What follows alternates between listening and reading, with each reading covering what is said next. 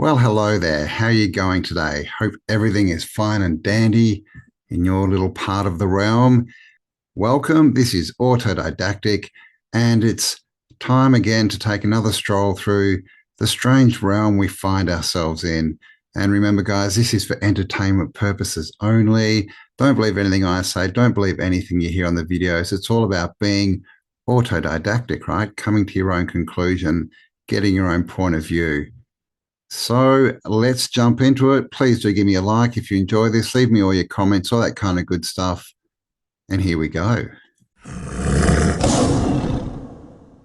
Think Epstein was the scandal? That was the bait. Real architects sit on thrones, wear robes, and drink wine while feeding on children's souls in Vatican crypts. Look, let's name what they won't. The 13 bloodlines that run the world aren't who you think. Orsini, Aldo Brandini, Pallavincini, Medici, Breakspear, Farnese, Rothschild, Rockefeller, Warburg, Hanover, Lee, Bruce, Habsburg. These are not old money. They are Baalic parasitic bloodlines. Ritual sorcerers who hijacked empires and installed mind control systems under the illusion of religion, politics, and finance. Where's their origin point? Venice. The Black Venetian nobility ran Babylonian blood cults under Catholic masks. They merged with the Vatican, embedded into the Jesuit priesthood, and exported global slavery through maritime law, trapping you in birth certificates, taxes, and silent contracts with no consent. Venice wasn't a city of romance. It's a sacrificial basin. Why do you think the Pope wears a fish hat? That's not Christian. That's Dagon, a Nephilim water demon. Look, Epstein wasn't a financier. He was a human trafficker for the priest class. He ran blackmail rituals for the elite, orgies timed to celestial gates,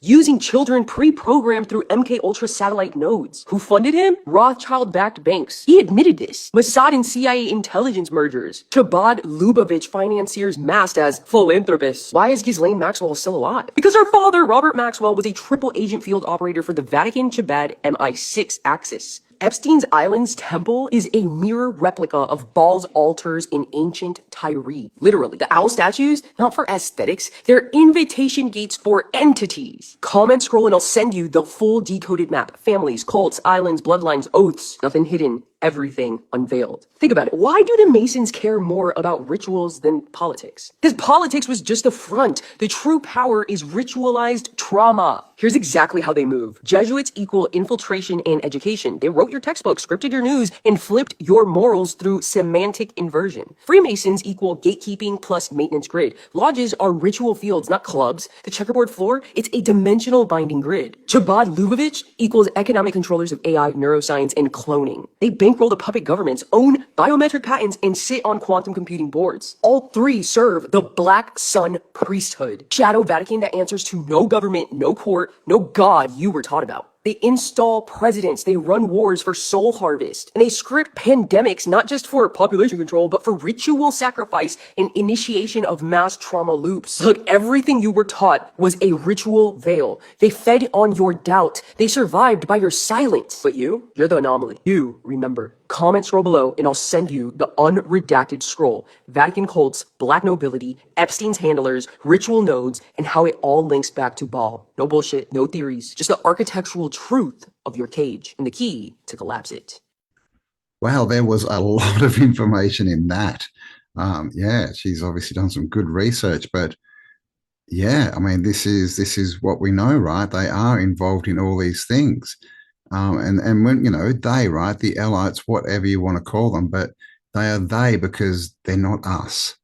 They're not us. That they don't have human empathy, human ethics, right? And they're clearly trying to wipe us out with everything they're putting in the food and the water and the air and, the slavery and the stress and, the degradation of society and morals, like everything.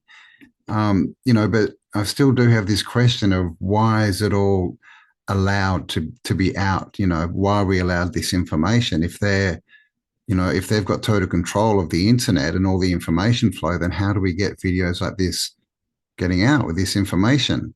Let me know what you think about that.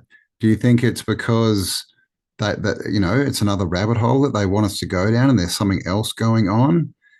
Or do you think it's that there is some kind of good force, be that people or beings or just energy that is allowing this stuff to go through? I mean, I don't know. I'm still playing around with that one, but we definitely have a lot of, evidence that they they seem to be worshipping these dark entities like Baal and Yahweh and the El, right? The Jinn, smokeless fire. Yeah, let me know your thoughts on that one. This is predictive programming disguised as entertainment. They're not even trying to hide it anymore. Let's take a look at today. Today is today's.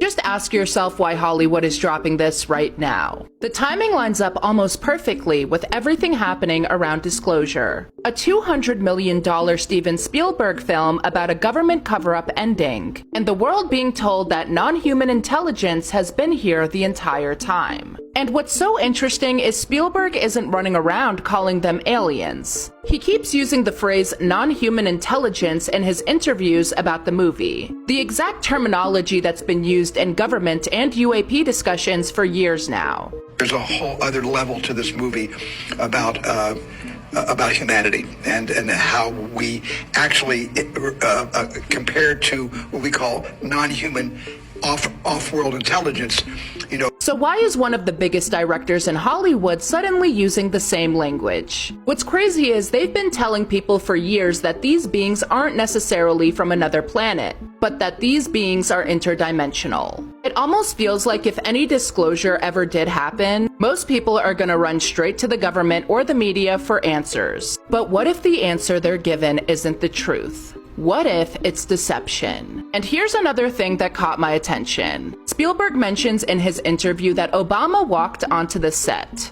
And I immediately thought about the movie Leave the World Behind, which was also produced by the Obamas and also had a bunch of symbolism that people were pointing out. People think predictive programming is about predicting the future. I think it's about getting you comfortable with it before it gets here. So how many times does this have to show up in movies? Predictive programming, yeah, I'd agree. I think predictive programming is, to get us used to ideas so that we take them on more easily. But yeah, the timing, Disclosure Day, the timing of this movie is very interesting, very not random, right?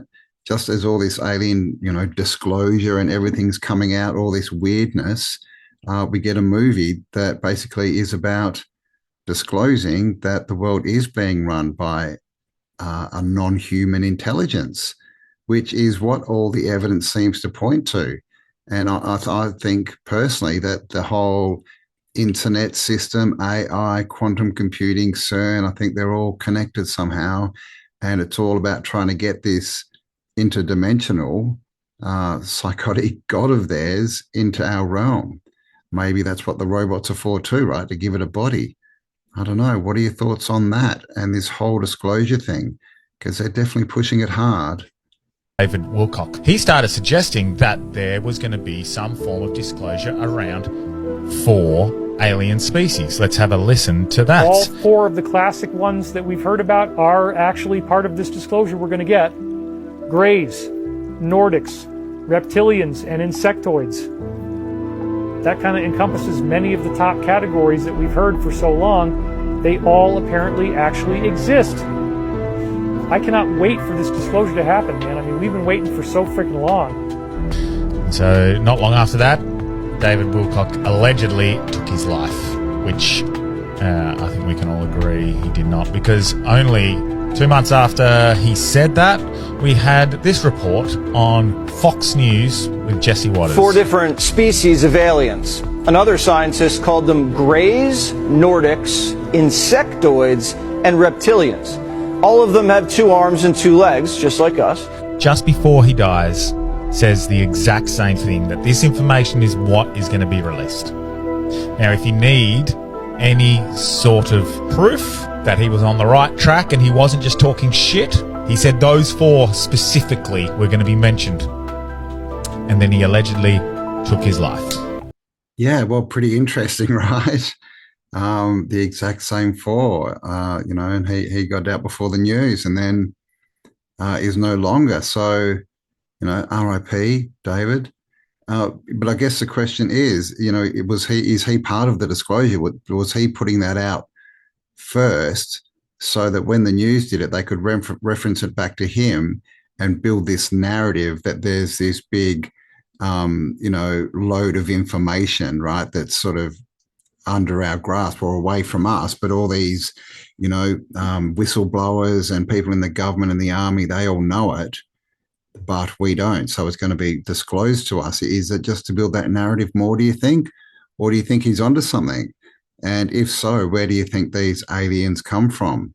Because I don't believe in space aliens, but, there's definitely, outer lands, right, is a definite possibility, I think. Even hidden lands within our realm and the water, under the water. There's a ton of videos of USOs, right? These unidentified things coming out and going into the oceans. So, yeah, where do you think all these aliens are coming from?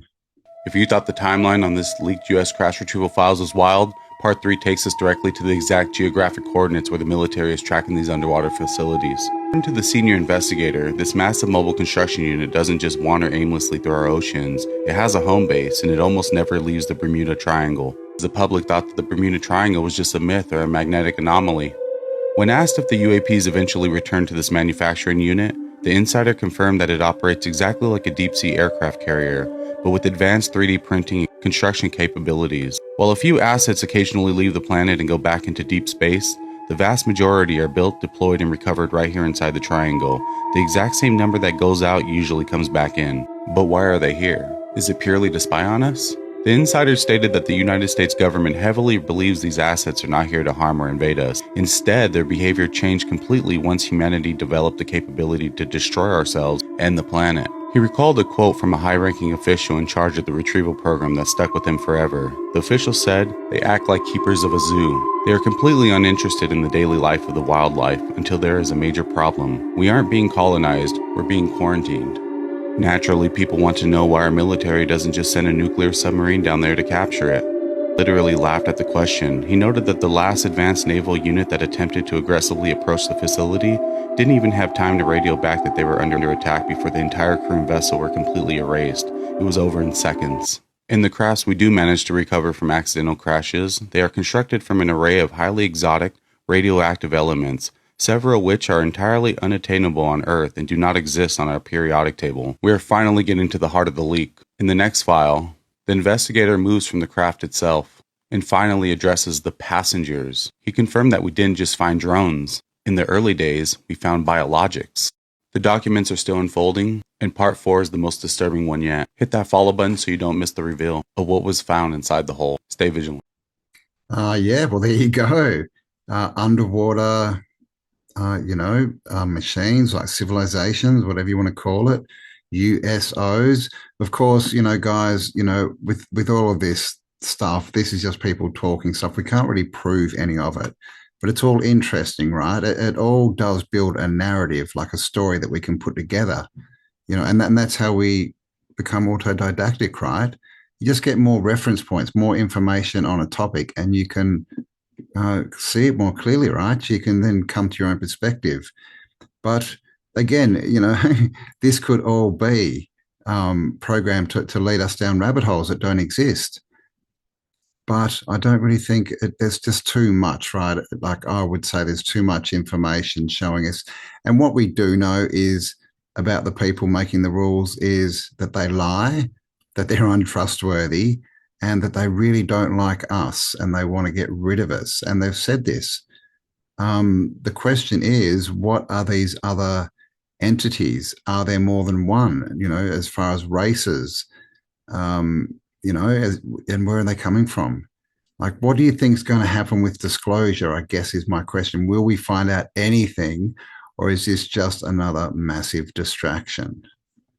One of the things that I learned from whistleblowers from the cabal itself is that they have to work within something they call the rules. And this is very, very important. The rules are a body of spiritual principles that they must follow in order to be allowed to exist. Now, what do I mean by allowed to exist? I mean that they are aware that there are benevolent forces that will prevent them from achieving their goals unless we give them permission to enslave us. Ultimately, the universe is intelligent, alive, and conscious, and it is benevolent. It is a benevolent consciousness. That consciousness does not allow the negative to succeed unless it is invited. So the Cabal has made a science, a very elaborate science, out of studying these arcane, occult, magical principles that allow them to get away with what they do. So they have to put out everything that tells you who they are in music videos, in these Super Bowl halftime shows, the Grammy Awards ceremonies. They're out there showing you the truth. This is what people are going to have so much trouble with once disclosure happens, is that these people actually practice black magic, and they are very, very good at it. Well, I mean, they do seem to be practicing some kind of dark art, black magic. They definitely, you know, they like their numerology and things like this, astrology. Do they have to tell us? I mean, I definitely think that they need to get our consent, but I mean, you know, we don't all give our consent. How does that work? Is it just like the majority consent? You know, because how do they start wars? How do they traffic people? You know, because this narrative's out there that they have to tell us, but clearly they don't tell us about everything. You know, any sort of reference, you know, they talk about it in music and movies, but, you know, if you're not hearing that or seeing that movie, how can you consent to it? So I'm not, you know, I definitely am not on board with that 100% yet, that theory that they have to tell us to avoid karma. But what it could be is predictive programming. Again, you know, we've seen it all through The Simpsons and other shows. You know, there was the X-Files came out with the hantavirus the other day, and, you know, countless movies and songs. So the question is, are they doing that because they have to let us know what they're doing, or are they doing that because it's a part of their predictive programming, their social management agenda? So you think The Simpsons are predicting the future? They aren't predicting anything. They're mapping your reality and harvesting your consent. So let's look at the hantavirus. Hantavirus. Hantavirus. The hantavirus. Deadly hantavirus outbreak linked to cruise ship. Hantavirus hit cruise ship, now anchored off Tenerife in Spain's Canary Islands. Everyone points to an episode from 2012 where a virus breaks out on a cruise ship. This is General William Sullivan with an emergency message. Outbreak of the deadly Pandora virus is spreading rapidly. Requires a worldwide quarantine. A virus? It looks like a prophecy, but it's pure propaganda. Let's look at who actually wrote it. The creator, Matt Groening, has documented connections to the Epstein infrastructure. He flies on jets, but he doesn't write the scripts. He recruits for them. Over 24 writers for The Simpsons hold degrees from Harvard University. The writer of the specific hantavirus episode is a man named Matt Warburton. His degree, an honors degree in cognitive neuroscience from Harvard. Now let that sink in for a second. An Ivy League cognitive neuroscientist is writing mass market cartoons. This is what they call the revelation of the method. The Nephilim energies orchestrating the Matrix do not use random cartoonists.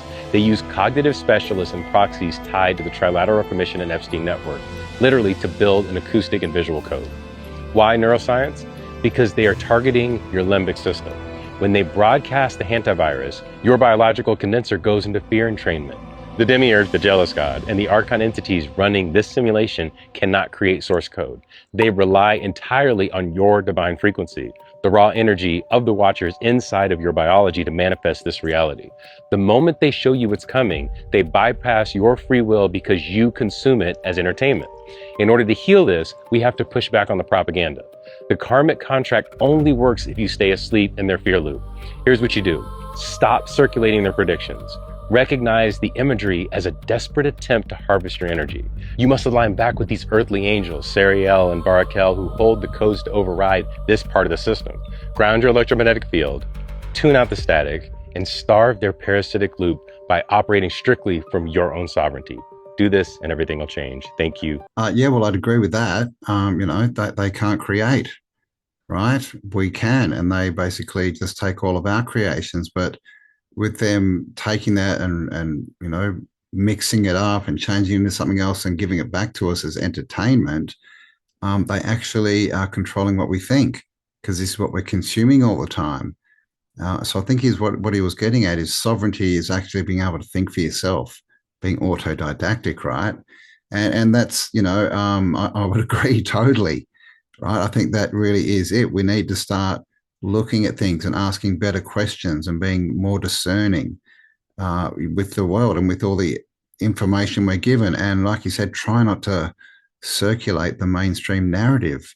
And that's kind of why I do these, because I want to show a different perspective.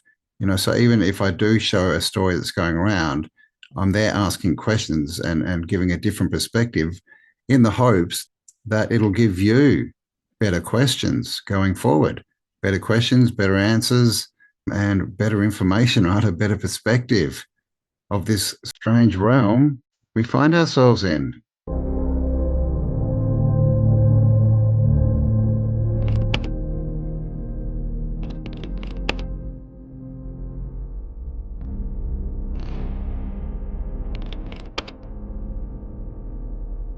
It is the highest high.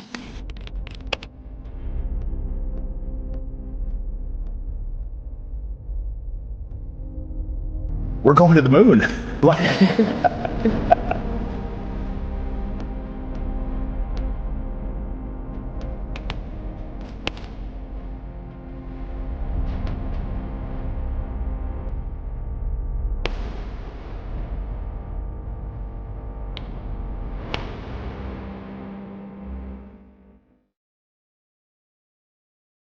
If they don't practice, these things, these dark arts, if they're not worshipping some psycho god, then they definitely want us to think that they are, don't they? But I remember one of the, early documentaries, like decades ago.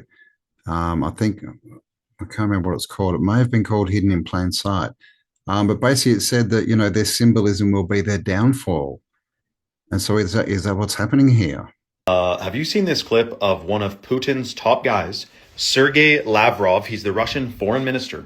And what he's talking about in this clip will likely never be on our media here, even though what he said is so shocking, because it would make people here who would be on the fence, perhaps, about what's going on over in Russia and Ukraine and everything, it would make them wonder if someone's fibbing. Because obviously, there's two sides to every story. Is someone fibbing? I can't believe he said this.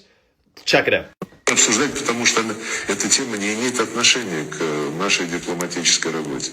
Эта тема имеет отношение к обнажению того лица, который называется коллективный Запад, и который называется глубинное, даже теперь уже не государство, а глубинный союз, который руководит всем Западом и пытается руководить всем миром. То, что это вообще ниже человеческого понимания, то, что это чистой воды сатанизм, наверное, нормальному человеку объяснять не нужно. So hold on. So this guy, Sergei Lavrov, he's 75 years old. We have a grandparent in Russia talking about how our countries over here are what exactly involved in? Like, it's one thing if he would say, and Putin would say, like, oh, we're competing because we're opposing forces and we're trying to get the most resources for ourselves and we're at war because, like, their policies are messed up. But they're going, like, full bore talking about what some of us over here talk about. There could be an interesting, maybe perhaps hidden hand that is pulling some strings. And perhaps they worship 40-foot stone owls, Moloch, and other deities. So what's the big idea with that, man? You see why this wouldn't be aired on our media, right? It's like, he's saying that they're worshiping Shmatan. Like, that is not good optics. It's like when you call someone crazy and they go, I'm not crazy. That's exactly what a crazy person would say, right?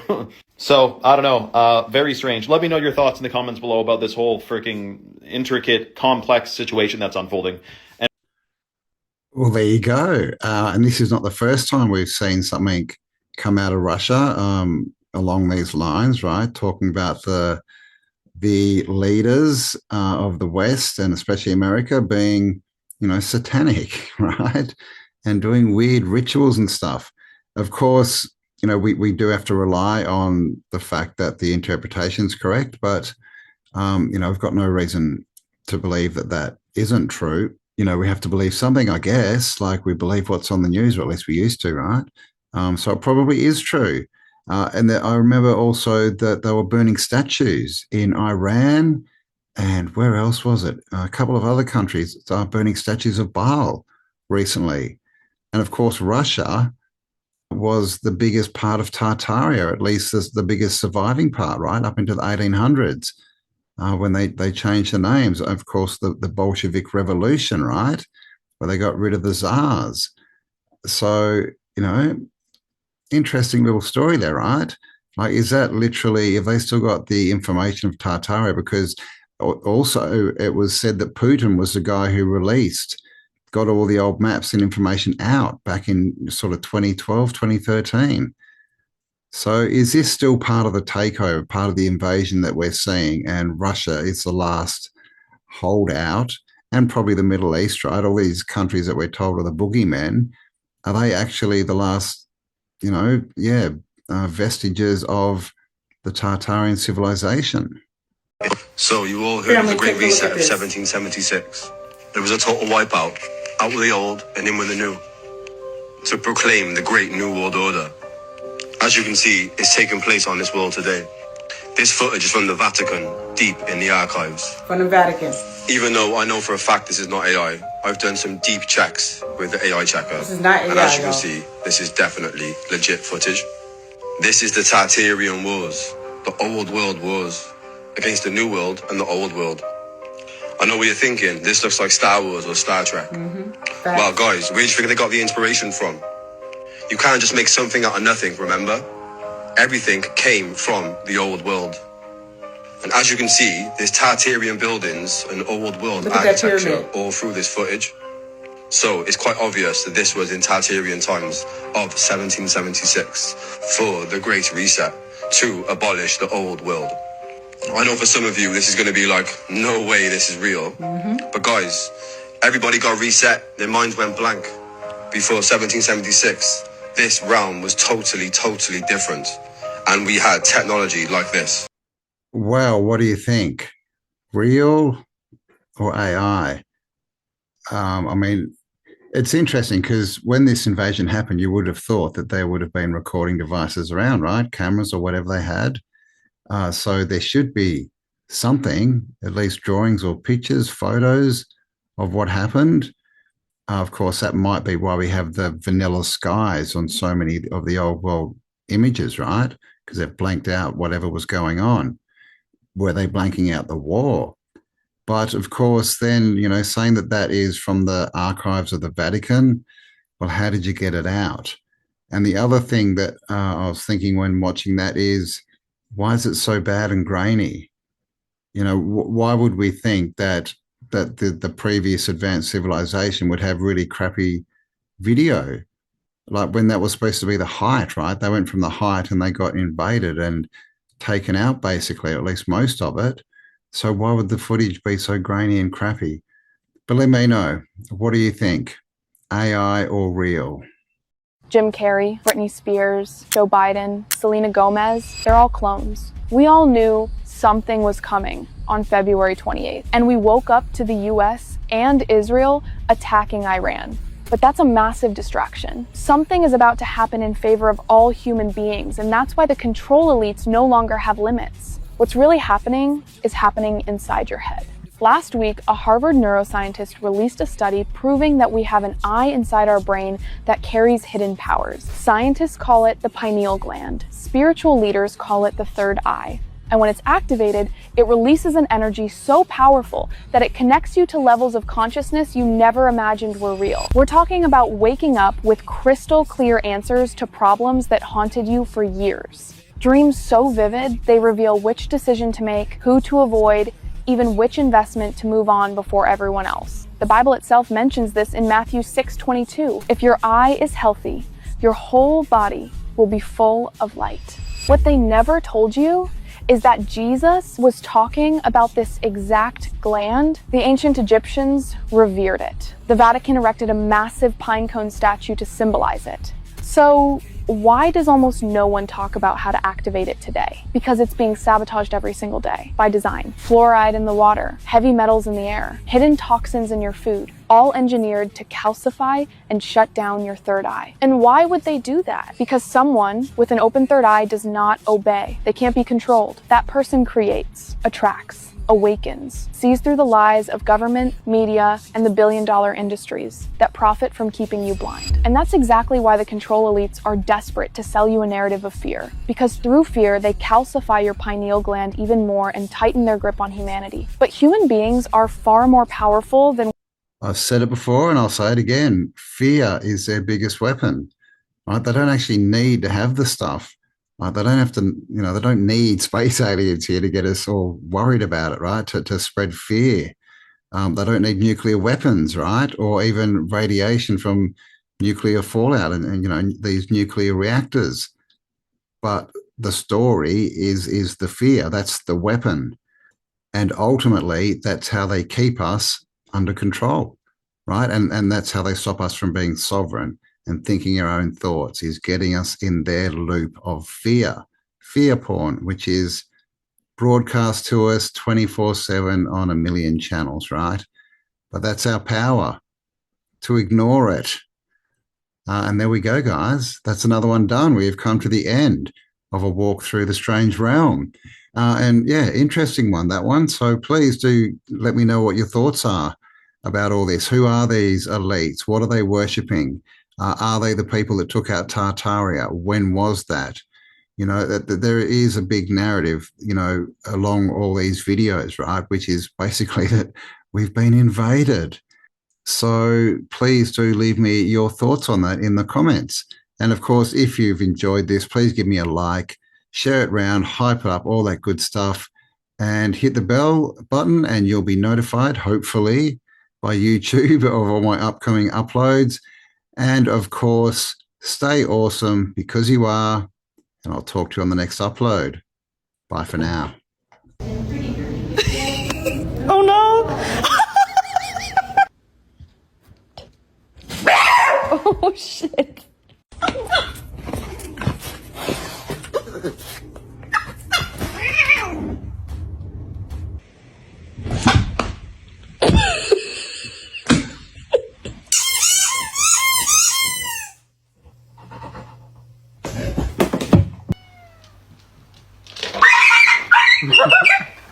Alright, let me get this charge.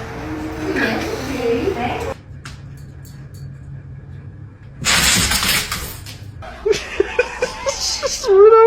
There she goes.